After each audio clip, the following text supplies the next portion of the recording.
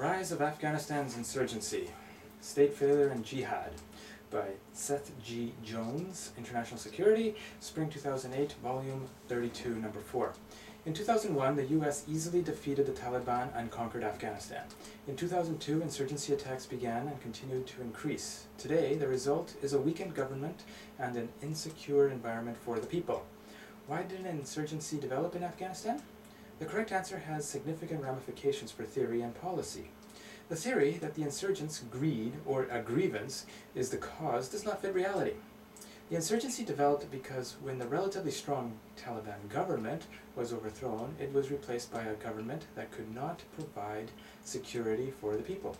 The internal situation in Afghanistan was closer to an anarchic international system rather than a law and order domestic state of affairs. Consequently, many players vied for territorial control. Furthermore, theological ideology is a more accurate explanation than greed or grievance for the actions of the insurgents. According to the CIA and the Dictionary of Military and Associate Terms, an insurgency is a political military campaign by non-state actors who seek to overthrow a government or secede from a country. Through the use of unconventional and sometimes conventional military strategies and tactics. Two theories have tried to explain why insurgencies begin. Grievance is the first, and greed is the second. Ethnic grievances in the population, the first theory, claims ethnic bonds are the highest social priority, generating the highest levels of commitment and intolerance in the population. Societies with few ethnic groups, as opposed to many or one, seem to have a greater chance of inter-ethnic armed conflict. War has a tendency to reinforce ethnic ties vis-a-vis other ties and diminish the prospect of cooperation. The ethnic composition in Afghanistan is about 50% Pashtun. The other half is made up of Hazaras, Tajiks, and others. Competition among these groups extends even within the Northern Alliance. Each group considers the accumulation of power and special government positions as a zero-sum game. Therefore, political conflict will continue until one group controls all of the government. In a sense, more civil war. However, there are 3 points against this argument. First, support for and against the Taliban crossed ethnic lines. Second, Hamid Karzai received electoral support from many ethnicities, ethnically diverse territories. Third, opinion polls do not show grievance, rather government failure as the primary concern of the people. One reason for the lack of ethnic grievances was that the Afghan government's fair distribution of government posts at all levels, fair in terms of political faction, ethnicity, and gender. The second theory, greed, attempts to explain the Afghan insurgency. If violence can generate profits from the extortion of natural resources, then the decision to start as an insurgency could be more easily rationalized. This argument is convincing in some resource-rich cases. However, Afghanistan has little in the way of natural resources. Poppy cultivation for the production of drugs seems to be an objection until the timing is considered. It blossomed after the insurgency began. The Taliban had banned the cultivation of poppies when they were in power. Furthermore, their resources do come from other sources. Additionally, it was warlords and government officials after the fall of the Taliban that were most involved in growing poppies. Therefore, we can say it was not a grievance or greed that caused the Afghan insurgency, rather it was structural collapse of the state and an ideology. There is evidence hinting at the importance of strong and effective government in the ending of civil wars and its corollary. Civil war is more likely to cause in cases with weak and ineffective governance.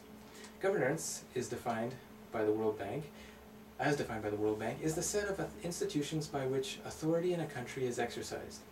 Max Weber defined the state as the human community that successfully claims the monopoly of the legitimate use of physical force within a given territory. Therefore, enforcement and public services are key to successful governance. Structural changes in time of war or revolution can create an anarchic situation within the state that looks and behaves similar to the international system. Healthy states tend to be centralized and hierarchic. Two governance problems develop with anarchic states. First is the failure to provide services. Corruption makes it worse. It's like a positive feedback loop. Second, the lack of legitimacy leads to a dearth of authority followed by the loss of control. The police are the most important institution for governance, therefore they are often the most frequently targeted. This is because insurgents often compete to provide governance to the people. Insurgents engage in state building and must be distinguished from banditry, mafias, or social movements, which work within a state rather than trying to replace the state.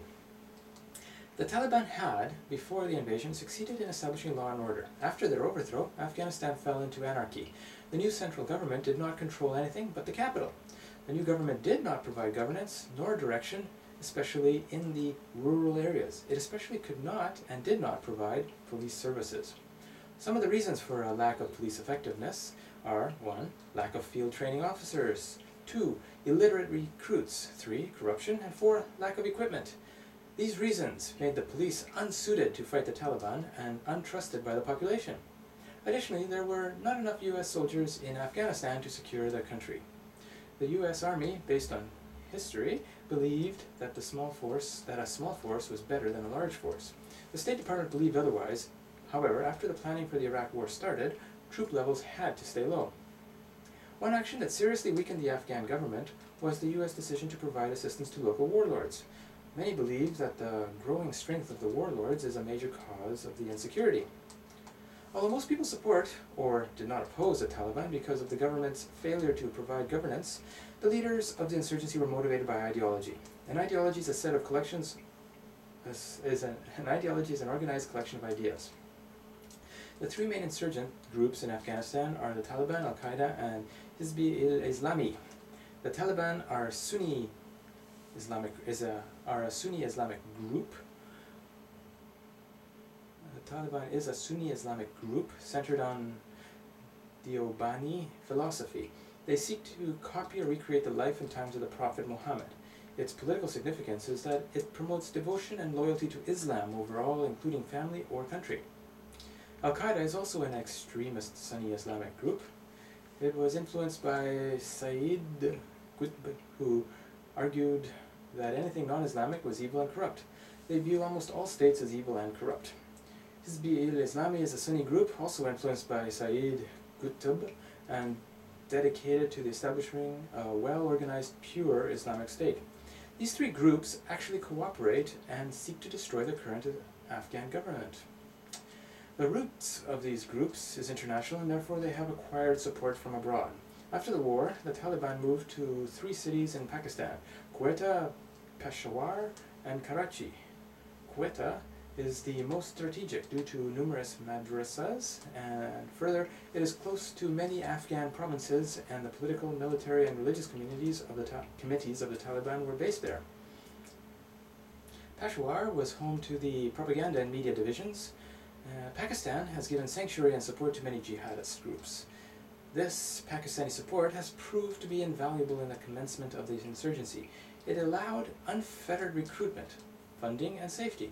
Many insurgents actually received aid from the Pakistani government. The Pakistani ISI, that is, Internal Service Intelligence, in particular, provided direct and indirect help. The ISI has had a major role in weakening the Afghan government.